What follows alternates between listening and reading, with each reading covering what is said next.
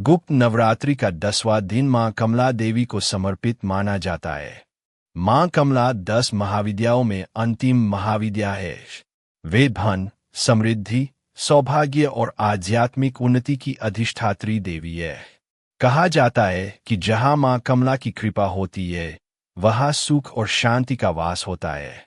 एक समय की बात है, एक छोटे से गांव में माधव नाम का एक गरीब किसान रहता था। वह बहुत मेहनती और ईमानदार था। उसकी पत्नी गौरी भी बहुत धर्मपरायण थी। दोनों दिन रात मेहनत करते थे, फिर भी घर में हमेशा अभाव बना रहता था। एक दिन गांव में एक संत आए। माधव ने उनका आदर सत्कार किया। संत उसकी सेवा से बहुत प्रसन्न हुए। उन्होंने कहा, धन केवल मेहनत से नहीं, ईश्वर की कृपा से भी मिलता है। उन्होंने माधव को मां कमला की उपासना करने की सलाह दी। संत ने कहा कि श्रद्धा और सच्चे मन से पूजा करना, कभी किसी का बुरा मत सोचना, कभी छलकपट मत करना। माधव और गौरी ने उसी दिन से मां कमला की आराधना शुरू कर दी। वे प्रतिदिन दीपक जलाते, कमल का फूल अर्पित करते, माता का नाम जपते। धीरे धीरे उनके मन में शांति आने लगी। कुछ दिनों बाद उनकी सूखी जमीन पर अच्छी वर्षा हुई। फसल लहलहाने लगी, घर में अन्न भर गया। लेकिन माधव को वो नहीं हुआ। वह पहले की तरह विनम्र बना रहा। वह गरीबों की सहायता करने लगा, गांव के मंदिर में दान भी करने लगा। एक दिन रात में मां कमला ने उसे स्वप्न दिया। माता कमल के आसन पर विराजमान थीं। चारों ओर दिव्य प्रकाश फैल रहा था।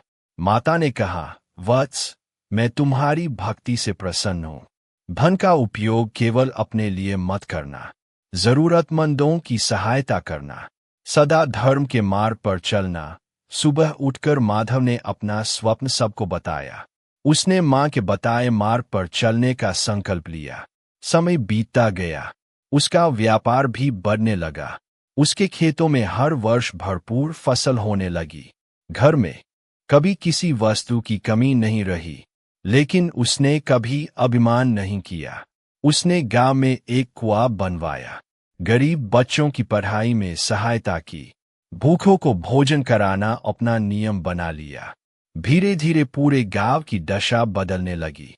लोग भी मां कमला की भक्ति करने लगे। गांव में प्रेम और भाईचारा बढ़ गया। झगड़े समाप्त होने लगे। हर घर में खुशहाली आने लगी। मां कमला की महिमा दूर दूर तक फैल गई।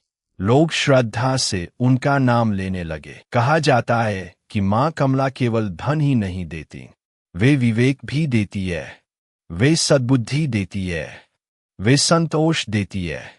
जो व्यक्ति मेहनत, ईमानदारी और दया का मार्ग अपनाता है, मां कमला उस पर विशेष कृपा करती है। गुप्त नवरात्रि के 10वें दिन सच्चे मन से मां कमला का ध्यान करने से जीवन में सकारात्मक परिवर्तन आते हैं। माता को कमल का फूल, पीले पुष्प, खीर और फल अर्पित करना शुभ माना जाता है। उनके मंत्रों का श्रद्धापूर्वक जप करना भी कल्याणकारी माना जाता है। सबसे बड़ा पूजन है सच्चा आचरण। सबसे बड़ा दान है जरूरतमंद की सहायता। सबसे बड़ी भक्ति है अहंकार का त्याग। यही मां कमला का संदेश है। जो इस संदेश को अपने जीवन में अपनाता है, उसके जीवन में सुख, शांति और समृद्धि का मार्ग प्रशस्त होता है। मां कमला सभी भक्तों पर अपनी कृपा बनाए रखे। जय मां कमला, जय मां आदिशक्ति।